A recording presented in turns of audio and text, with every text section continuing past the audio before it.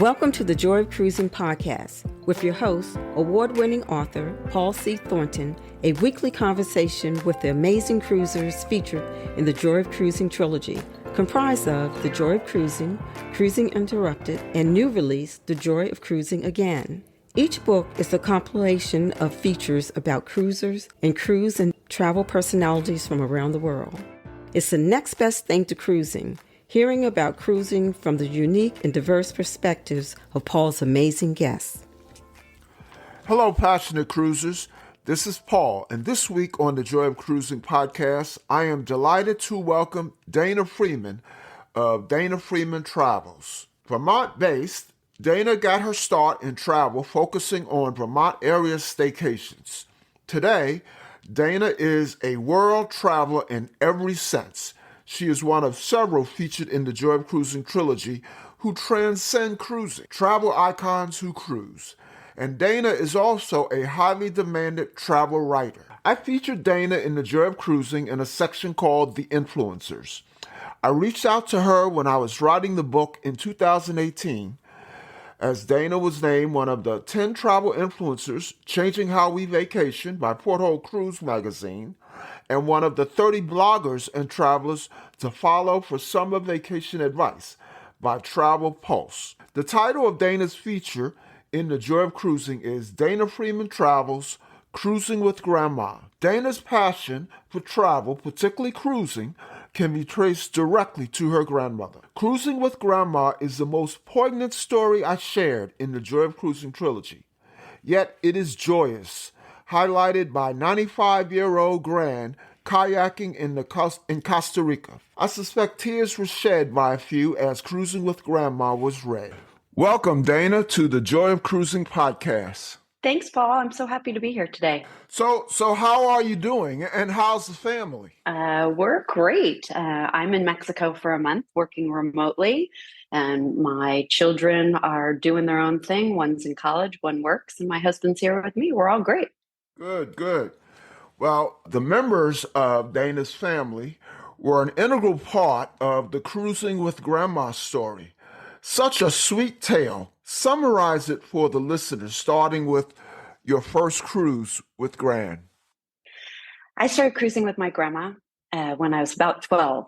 The first cruise she took me on was Holland America. It was, a big ship. It's what she liked to do at the time.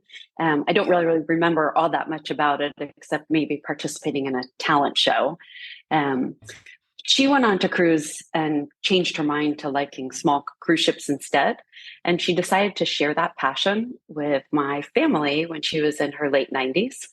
And I thought it was going to be a one-time only. She was hard of hearing and partially blind and definitely couldn't go at it alone anymore. So we decided to go with her on a small ship on a Windstar. And even though there was no kids club, no kids activities, no other kids, in fact, my children loved it. And so did we, and so did my grandma. And we ended up sailing with her for the next 4 years on small cruise ships across the Med and Panama Canal.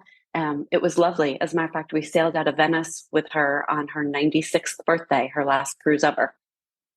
Just an amazing story. And as I mentioned to you in the introduction, it's hard for your eyes to not water over as you read the story.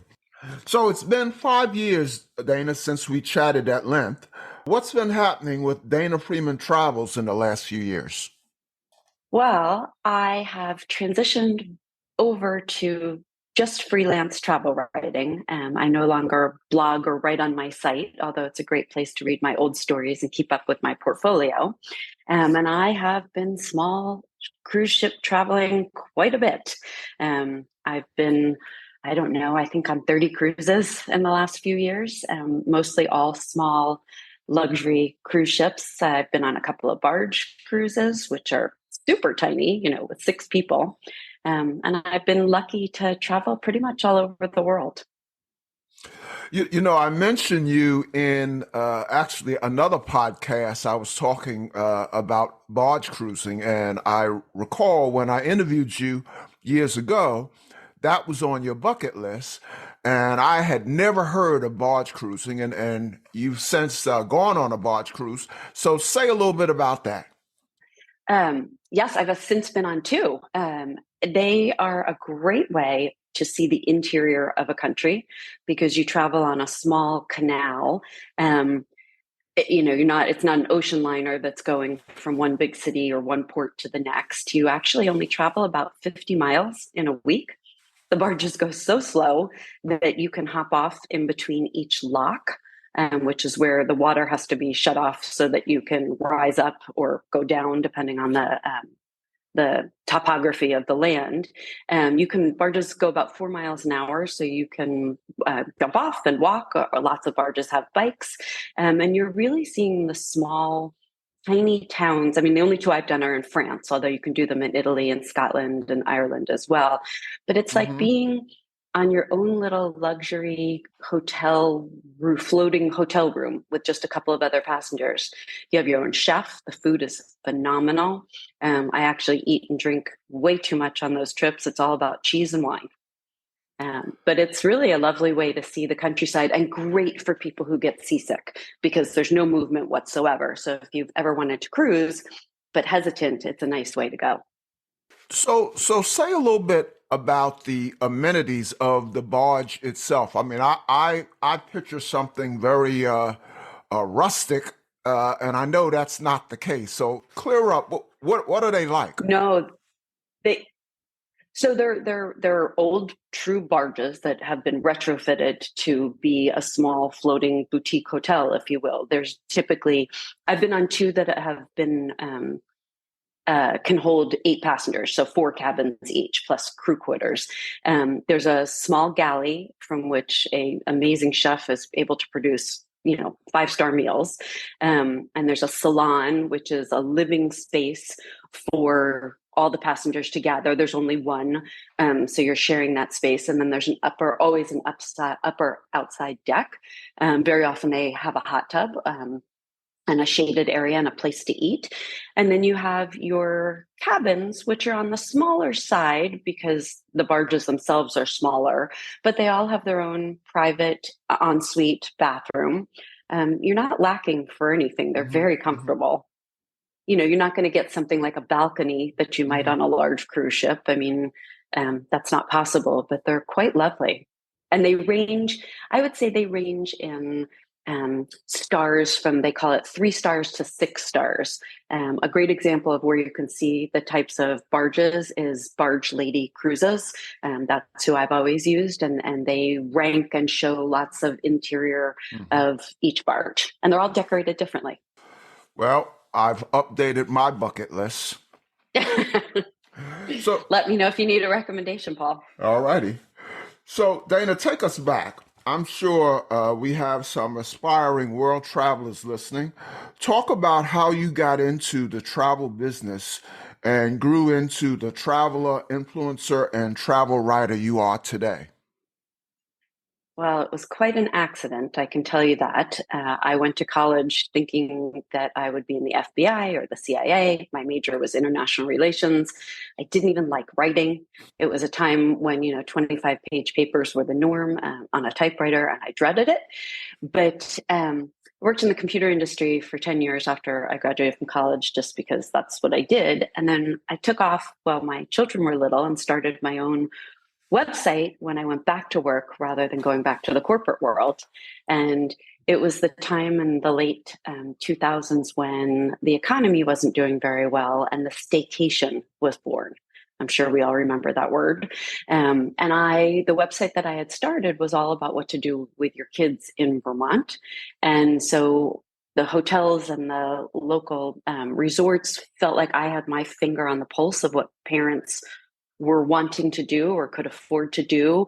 And I definitely had built that audience, and they invited me. Trap Family Lodge was the first one to invite me to come and stay and write about it, from a review perspective. And I really didn't know what I was doing, but I thought I could certainly do it. And it would be a great experience to share with local Vermonters who maybe weren't going to use their money to fly somewhere, but they would drive to get away and have a little staycation for the weekend. And so that was my first assignment, if you will. And I started as a family travel writer after that, doing a lot of stuff within Vermont, then within New England, then within the US, and then sort of blossomed onto bigger things outside of the United States. It was great. And eventually I had to split apart the brand. I was writing, my family website is findandgoseek.net. And I felt like once I got out of family travel writing, it needed its own space to live. And that's where Dana Freeman Travels was born.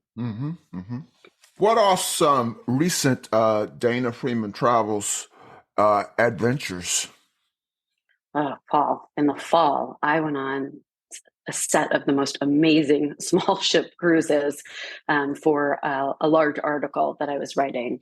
I got to sail on the Emerald Azura. She is 100-person super yacht, 50 cabins that belongs to the Emerald Cruising brand. They're mostly known for river cruising. I sailed in the Med, and that was just phenomenal. It was like having your own super yacht to yourself. There's so much space that I often didn't feel like I was with all the other passengers. Wow.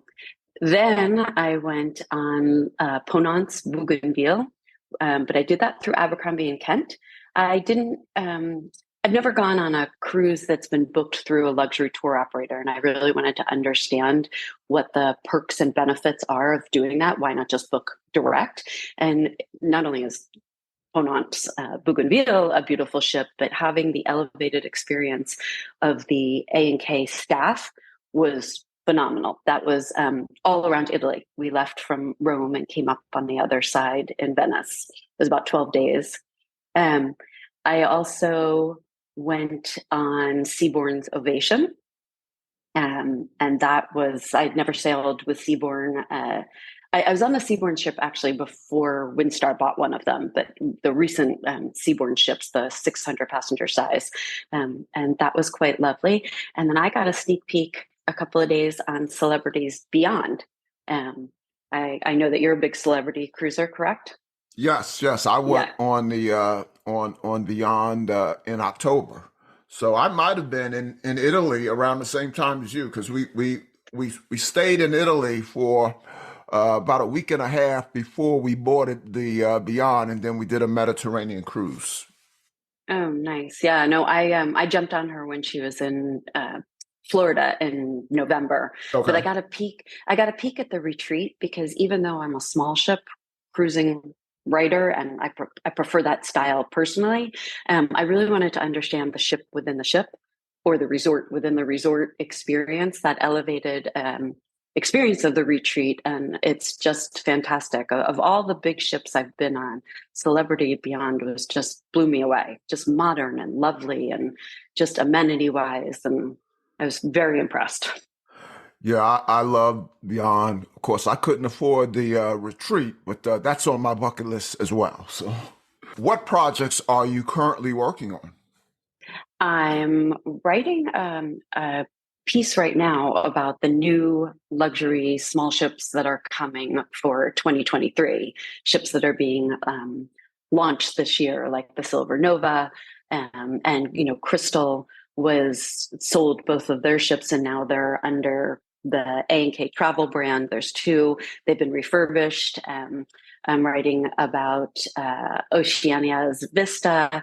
So I'm writing about that. But my next cruise is on Scenic Eclipse in the Sea of Cortez in April. Okay. How do we follow, now that you're a freelance writer, is there a way to follow you on social media? Absolutely. Instagram is the best place to follow me visually, obviously, since it's photography. And it's at Dana, DANAH, for my middle initial, Freeman, FREEMAN. And I'm the same across Twitter and Facebook. But my Instagram stories is my favorite way to express and share what's going on in the travel world, because for me, it's not curated. It's off the cuff at the moment. It's a little behind the scenes. It's cabin tours. It's all sorts of special things like that. What do you have booked or planned? I know you mentioned is it Oceania? No, scenic. In April, I'm going on the Oh, scenic eclipse. okay. Yep, scenic eclipse. On the in the Sea of Cortez, and then the next cruise I have after that is on Quark, in Greenland. So I'll fly to Hmm. Iceland and hop over to Greenland on the Ultramarine, their newest ship. Um, and then I'm thinking about going with Riverside, which Riverside just bought. Um, oh my gosh, I can't remember. Pardon me, but it's a new luxury cruise ship line, Hmm. and a river cruise line, and I will be going on them this fall. Hmm. Now, it sounds like you're doing essentially all luxury cruising these days, all the kind of cruises that would be on my bucket list. What's on your bucket list? I don't know, Paul. I don't know that I have a true bucket list anymore. COVID changed that for me. It changed to a must do list. I don't want to wait. If the opportunity presents itself and I can swing it, I want to do it. I crossed a big one off a couple years ago going on safari. But if I had to say my next must do list, I want to go back to on safari because it was just an extraordinary experience. I was in Kenya, but I'd like to do Tanzania or Zimbabwe or even maybe do the gorillas in Uganda. It was really life changing for me in terms Hmm. of travel perception. And so I think that that would be the next wish list thing for me. Hmm. Hmm. You mentioned in passing, you mentioned COVID. What did an itinerant traveler like you do during those couple of years, a year and a half, whatever it was, that we were locked down? I actually uh, started traveling within 6 months. Um, my first trip was in October of the COVID year. I went to the Azores. And I think we were literally the only people on the plane. There were 10 people on the flight from Boston over to the Azores. And when we arrived, we were met by people in hazmat suits and we had to prove all sorts of stuff and whatnot. And everything was empty. I hate to say it, but pandemic travel was fantastic and it never felt safer because there were all these protocols in place for safety precautions and distancing and testing, and people were more cognizant about being healthy and being near each other. It was lovely. But yeah, I started traveling pretty much right away, not at the pace that I do now, but I kept it up. And then I wrote a lot of what we call armchair travel to keep people inspired because we knew travel would come back. And boy, it's come roaring back.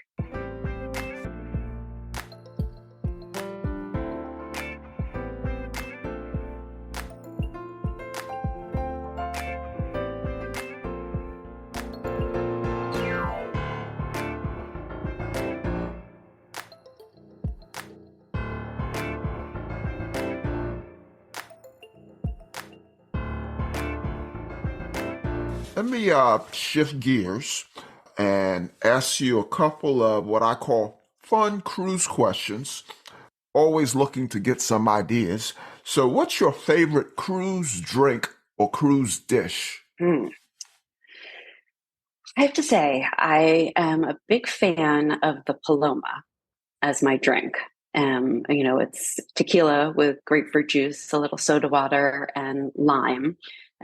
Perhaps because I'm partial to Mexico, but for me, it feels like a really fresh and fruity drink cocktail without too much sugar. I prefer things on the tartar side than perhaps like a pina colada. Hmm. So that's definitely my favorite cruise drink. Now, with all the luxury travel you've done, I'm sure that you've come across some gourmet presentations. Anything stand out you want to talk about? I think I'll take it back to the barge cruise because you have a private chef and the food is the on par with Michelin star. As a matter of fact, on Wow. the first barge trip I went on, we only ate one meal off the boat and it was at a Michelin star castle in France and or restaurant within a castle. And I got back on board and I said to the captain, I said, I think that you're as lovely as that was, your service and your chef's food is above it. It's just outstanding. I'm partial to cruising in Wow. France because I love the cheese and the rosé and the wine. So that's really where I would go to. And then, of course, Italy, because who can resist fresh pizza and pasta and all those things? Before I get to the next fun cruise question, do you think you'll ever go back to cruising on mega ships, more traditional ships? Or are you a confirmed luxury cruiser now? If I have to pick for myself, my personal preference would always be small ships. I like the intimate experience. I don't crave all the activity that comes on a larger ship, whether it's a racetrack or, you know, Broadway shows or things like that. I don't miss that when I cruise because for me, the ship is my hotel room that moves along with me, but it's really about the destinations and the ports I get to visit. And the Hmm. smaller ships go into smaller, unique ports where when you get off, you are the only cruise passengers in town. You're not getting off with 5,000 people trying to explore one city at a time. That being said, Hmm. I do go on at least one or two large cruises a year on a media trip because I like to understand what is appealing for the audience about a larger cruise ship. And I can totally see that. I mean, you know, having a choice of 8 or 10 or 15 restaurants is lovely during a week. I mean, you might get sick of, if you're that kind of person, you might get sick of only one restaurant on a smaller cruise ship. It just depends on your view of what you Hmm. appreciate of cruising. Hmm. Hmm. Now I'm going to put you on the spot because I know you've gone to many exotic locations. What's your favorite? Oh, I have to say, time and again, I go back to the Med. And in the fall in Hmm. particular, September and October, cruising somewhere between the south of France and Rome, that corridor is my favorite. That's if you put 10 itineraries in front of me, that is the one that I would choose. You know, between Nice and Rome, Hmm. give or take. Second, a fun question: what's your most memorable, or most outlandish, or even most embarrassing cruise experience? Oh, well, I'm not going to tell you embarrassing. Don't be silly. I'm going to tell you my favorite outstanding recent experience. When I was cruising in the fall and we stopped at Palermo, we did cooking with the Duchess as an excursion, which meant that a true Duchess met us off the boat and we went shopping in the market with her, which is a really unique experience in Palermo because even though there's a corridor of multiple fruit vendors and multiple meat vendors and bakeries, she has her people and you never deviate from that. So we learned a lot about shopping in the market and they're very particular. They say to her, what is it that you're making today? Don't buy those tomatoes. These tomatoes are better, or this spice is better. They're almost like a consultant. Then we went back to her palazzo, which overlooks the ocean, this 4-story, gigantic, beautiful home. And we, with about 10 other people, spent the day cooking and preparing our own lunch in her tiny kitchen. For such a large palace, she has a tiny kitchen. And then we all sat down in this grand dining room, seating for 16 with china and silver. And she had attendants, you know, with white gloves and, you know, black and white uniforms. And we ate the food that we cooked together. And that was Hmm. really one of the most memorable excursions I've had. And I still make the things that we learned to cook with her. Name your signature dish from that. Oh, it's a sun-dried, no, a fresh, not sun-dried, but fresh tomato um, pesto that she made over orecchiette, the ear-shaped pasta with toasted Mhm. breadcrumbs on top. Just delicious. Wow.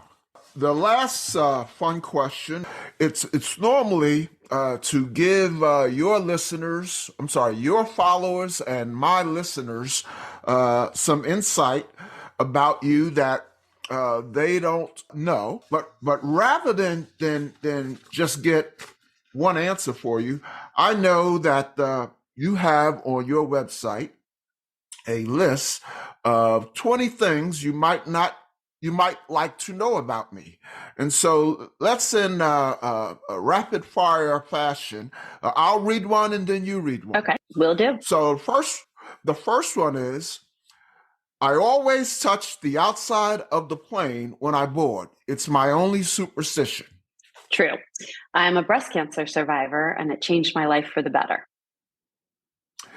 I sailed out of Venice with my grandmother on her 96th birthday on a Windstar cruise. She is the reason I travel, and I love to cruise on small ships. I asked my stepmom to adopt me when I was 25. I only read paper books. I recently found out that I am related to Elion Ramon, the astronaut that was on the ill-fated Columbia Space Shuttle. I love Ancestry.com. I was born in New York City, made a short pit stop in Austin, Texas, and have now lived in Vermont for over 20 years. My favorite color is orange. I've seen U2 more than 35 times in 7 countries. I will sleep on the pavement to make sure I'm on the rail for the concert. To that end, I have 3 tattoos. All are U2 related. My favorite one is the one that Bono drew on my arm. Now, I have to ask you to elaborate on that a little bit. My husband and I are huge U2 fans, and obviously we've seen them so many times all over the world. I met Bono when he was practicing in Laval outside of Montreal before a concert or before a tour started, and there were really only about 100 fans there, and I met him and shook his hand and was talking to him, and he was signing autographs, and I said, can you sign my arm instead? And he drew a part of a collada ring, which is the heart and the crown and normally the hands around it. He didn't do the hands. Instead, he put a little B for his signature, and my husband and I had it tattooed on our arms. He drew it on my husband's arm as well. In college, I disliked writing, and now I am a travel writer. My favorite food is Mexican, and I recently discovered that I actually do like tequila because I got to visit tequila. I worked in Switzerland one summer during college. My first job was working at Burger King in the early 80s, and I made $3.35 an hour. I love horseback riding. And I hate running, but I've actually run 2 5Ks.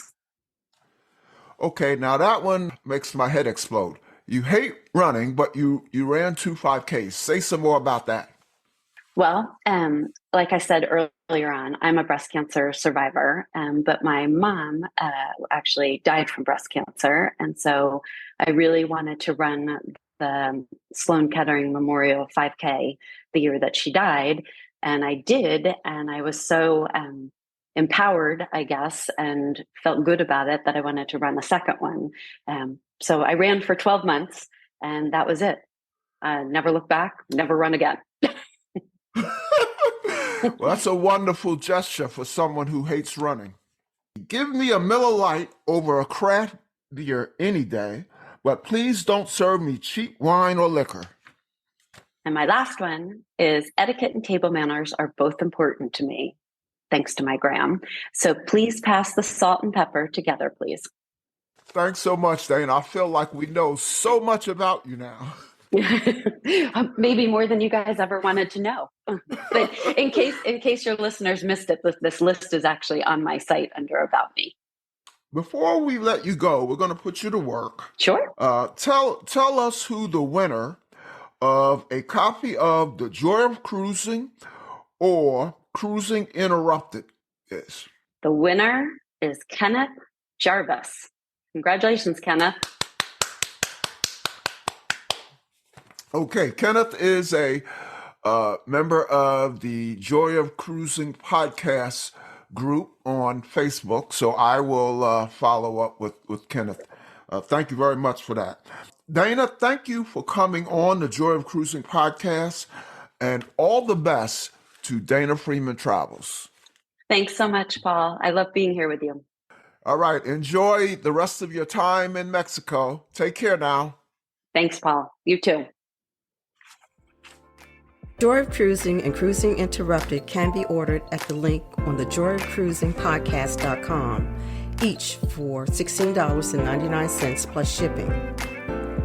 Order the soon-to-be-released The Joy of Cruising Again, also at thejoyofcruisingpodcast.com for $18.99. For each of the 3 books, use the discount code Joy of Cruising Podcast and get $4 off. Again, the discount code Joy of Cruising Podcast.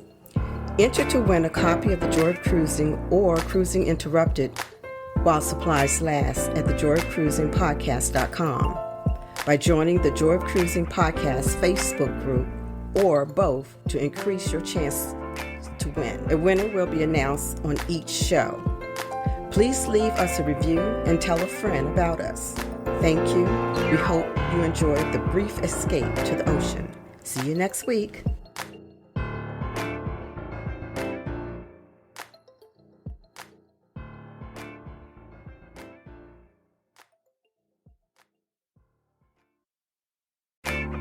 Exciting news, passionate cruisers. The Joy of Cruising Again book was just released. Order the ebook at your favorite online retailer. The paperback can be ordered by copying the web address listed at the podcast website, www.thejoyofcruisingpodcast.com. Don't forget to use the coupon code Joy of Cruising Podcast to get $4 off. We think you'll enjoy the new book as much as Paul enjoyed writing it, and we would love to hear your comments at the Joy of Cruising Again Facebook page or at the Joy of Cruising Instagram page. Thank you.